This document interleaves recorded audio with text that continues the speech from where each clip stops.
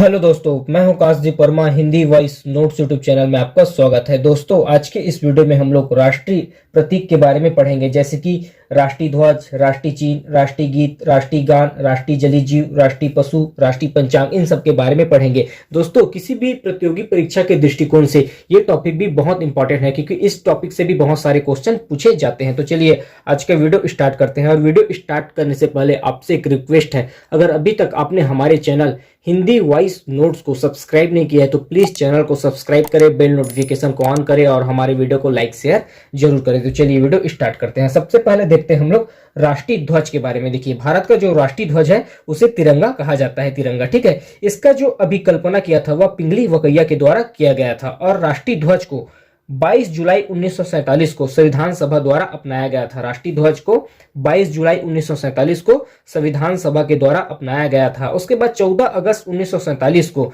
राष्ट्र की महिलाओं को इस ध्वज को समर्पित किया गया था। 22 जुलाई 1947 को संविधान सभा के द्वारा इसे अपनाया गया था और संविधान सभा के द्वारा 14 अगस्त 1947 को राष्ट्र की महिलाओं को यह ध्वज समर्पित किया गया था। देखिए, राष्ट्रीय ध्वज में जो अलग अलग रंग है, जैसे कि केसरिया, सफेद और हरा, तो इन रंगों का अर्थ देखते हैं। कौन कौन सा रंग क्या क्या अर्थ दर्शाता है। जैसे कि केसरिया रंग, सबसे ऊपर में है केसरिया रंग, यह भारत की साहस, कुर्बानी और बलिदान को दर्शाता है। उसी प्रकार जो उसमें सफेद रंग है वह सत्य, शांति और पवित्रता का प्रतीक है, यह दर्शाता है। ठीक है। इसके बाद जो नेक्स्ट है हरा रंग, वह समृद्धि, विश्वास, उर्वरता, खुशहाली और प्रगति को दर्शाता है। देखिए, और उसी तिरंगे में बीच में बना हुआ चक्र वह भारत की निरंतर प्रगतिशील को दर्शाता है। और यह जो चक्र है वह अशोक के सारनाथ स्तंभ से लिया गया है। इसे धर्म चक्र माना जाता है या इसे समय चक्र भी इसको कहा जाता है। ठीक है। इस चक्र में कुल 24 तिलियां हैं और यह तिलियां जीवन के अलग अलग भागों को दर्शाता है। उस चक्र में, अशोक चक्र में कुल टोटल 24 तिलियां हैं और यह तिलियां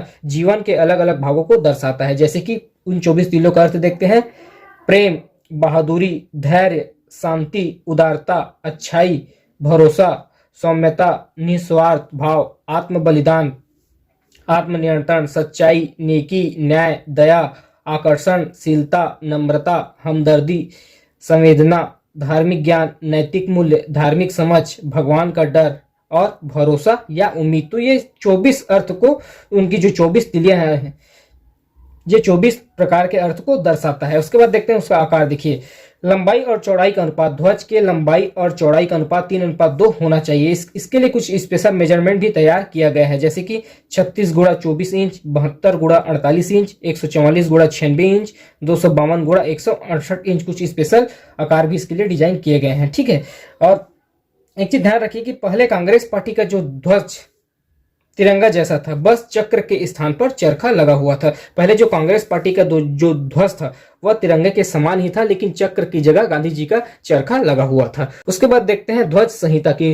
ध्वज को फहराने के समय कौन कौन सी सावधानी बरतनी चाहिए। देखिए, किसी भी ध्वज को तिरंगे के दाहिने ओर नहीं फहराया जाएगा। किसी भी ध्वज को तिरंगे के दाहिने ओर नहीं फहराया जाएगा। ठीक है। किसी भी ध्वज को तिरंगे से ऊंचा नहीं फहराया जाएगा। किसी भी ध्वज को तिरंगे से ऊंचा नहीं फहराया जाएगा। फिर नेक्स्ट है फटा या मैला ध्वज नहीं फहराया जाएगा। फिर नेक्स्ट है केवल राष्ट्रीय शोक के मौके पर ही ध्वज आधा झुका रहेगा। फिर नेक्स्ट है ध्वज पर कुछ भी लिखा या छपा नहीं होना चाहिए।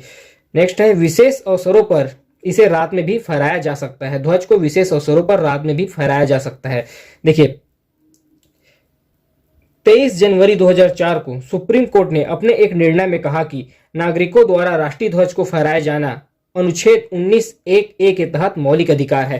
23 जनवरी 2004 को सुप्रीम कोर्ट ने अपने एक निर्णय में कहा कि नागरिकों द्वारा राष्ट्रीय ध्वज को फहराया जाना अनुच्छेद 19(1)(a) के तहत मौलिक अधिकार है। ठीक है। उसके बाद 26 जनवरी 2002 को, इससे पहले 26 जनवरी 2002 को सामान्य जनता को अपने घरों पर, व्यक्तिगत गाड़ियों में केवल 26 जनवरी या 15 अगस्त को ही ध्वज फहराने की अनुमति थी, लेकिन 26 जनवरी 2002 के बाद सभी नागरिकों को राष्ट्रीय ध्वज फहराने की अनुमति दे दी गई। शर्त यह रखा गया कि उसका अपमान ना करे। देखिए, 26 जनवरी 2002 के पहले सभी जगह पर राष्ट्रीय ध्वज फहराने की अनुमति नहीं थी, लेकिन इसके बाद क्या हुआ कि अनुमति दे दिया गया, लेकिन उसका ध्वज का जो अपमान नहीं होना चाहिए। फिर नेक्स्ट देखते हैं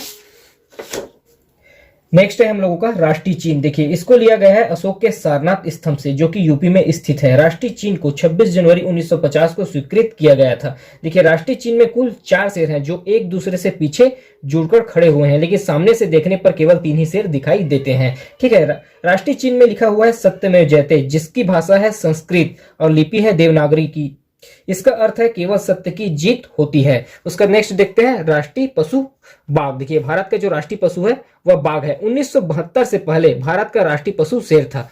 देखिए एक चीज ध्यान रखिए कि 1972 से पहले भारत का राष्ट्रीय पशु शेर था, लेकिन 1972 के बाद बाघ को राष्ट्रीय पशु घोषित किया गया है और इसके संरक्षण के लिए प्रोजेक्ट टाइगर भी शुरू किया गया है, जिसमें भारत में बाघों की घटती जनसंख्या की जांच के लिए और उसके संरक्षण के लिए प्रोजेक्ट टाइगर शुरू किया गया है 1973 में। उसके बाद देखते हैं राष्ट्रीय जलीय जीव। देखिए 4 अक्टूबर 2009 से प्रधानमंत्री मनमोहन सिंह की अध्यक्षता में गंगा नदी घाटी प्राधिकरण की एक बैठक में बिहार के मुख्यमंत्री नीतीश कुमार के प्रयास से गंगा डॉल्फिन को राष्ट्रीय जलीय जीव घोषित किया गया है। देखिए 4 अक्टूबर 2009 से प्रधानमंत्री मनमोहन सिंह की अध्यक्षता वाली गंगा नदी घाटी प्राधिकरण में एक बैठक में बिहार के मुख्यमंत्री नीतीश कुमार के प्रयास से गंगा डॉल्फिन को राष्ट्रीय जलीय जीव घोषित किया गया है। देखिए डॉल्फिन यह प्रकट करता है गंगा की पवित्रता और शुद्धता को।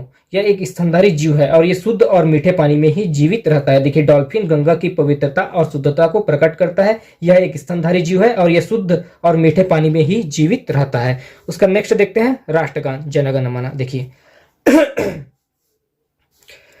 भारत का राष्ट्रगान है जन गण मन। देखिए इसको शुरू में बांग्ला भाषा में गाया गया था और इसके जो लेखक हैं रविन्द्रनाथ टैगोर हैं। 27 दिसंबर 1911 को कलकत्ता के अधिवेशन में पहली बार इसे गाया गया था। 27 दिसंबर 1911 को कलकत्ता के अधिवेशन में पहली बार जन गण मन को गाया गया था। उसके बाद 26 जनवरी 1950 को राष्ट्रगान के रूप में इसे स्वीकार किया गया। देखिए इसको पूरा पाठन करने में 52 सेकंड का समय लगता है। राष्ट्रगान का पूरा पाठन करने में 52 सेकंड का समय लगता है और 20 सेकंड संक्षिप्त पाठ करने में 20 सेकंड का समय लगता है। देखिए 19 अप्रैल 2004 को सुप्रीम कोर्ट ने अपने एक निर्णय में यह कहा है कि न्यूज़पेपर रील में राष्ट्रगान गाते समय दर्शकों का खड़ा होने की बाध्यता नहीं है। 19 अप्रैल 2004 को सुप्रीम कोर्ट ने अपने एक निर्णय में कहा है कि जैसे टाकीजों में दिखाया जाता है राष्ट्रगान चालू किया जाता है तो उसमें खड़ा होने की बाध्यता नहीं है। राष्ट्रगान के समय प्रत्येक नागरिकों को शांत व सावधान मुद्रा में खड़ा होना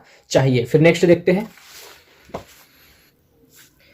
नेक्स्ट है राष्ट्रीय गीत वंदे मातरम। देखिए 1882 को बंकिम चंद्र चटर्जी की उपन्यास आनंद मठ में इसे प्रकाशित किया गया था। 1882 को बंकिम चंद्र चटर्जी की उपन्यास आनंद मठ में इसे प्रकाशित किया गया था।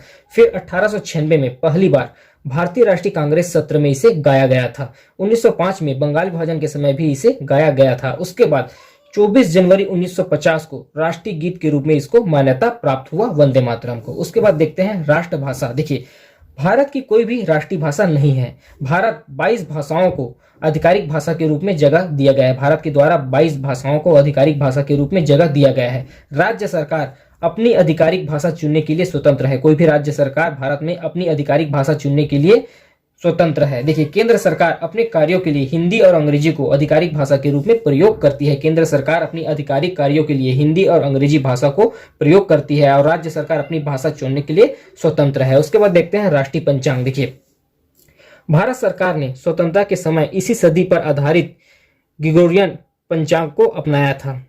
22 मार्च 1957 को ग्रेगोरियन पंचांग के साथ साथ संघ संवत पर आधारित राष्ट्रीय पंचांग को भी अपनाया गया। देखिए ग्रेगोरियन पंचांग का पहला तारीख होता है 1 और पहला माह होता है जनवरी और संघ संवत का पहला तारीख होता है 22 और माह होता है मार्च। उसका नेक्स्ट देखते हैं। देखिए भारत का जो राष्ट्रीय पक्षी है वह है मयूर, राष्ट्रीय फूल है कमल, राष्ट्रीय फल है आम, राष्ट्रीय मिठाई है जलेबी और राष्ट्रीय पेड़ है बरगद। तो इस पार्ट में हम लोगों ने राष्ट्रीय प्रतीकों के बारे में पढ़ा। अभी के लिए इतना ही, धन्यवाद।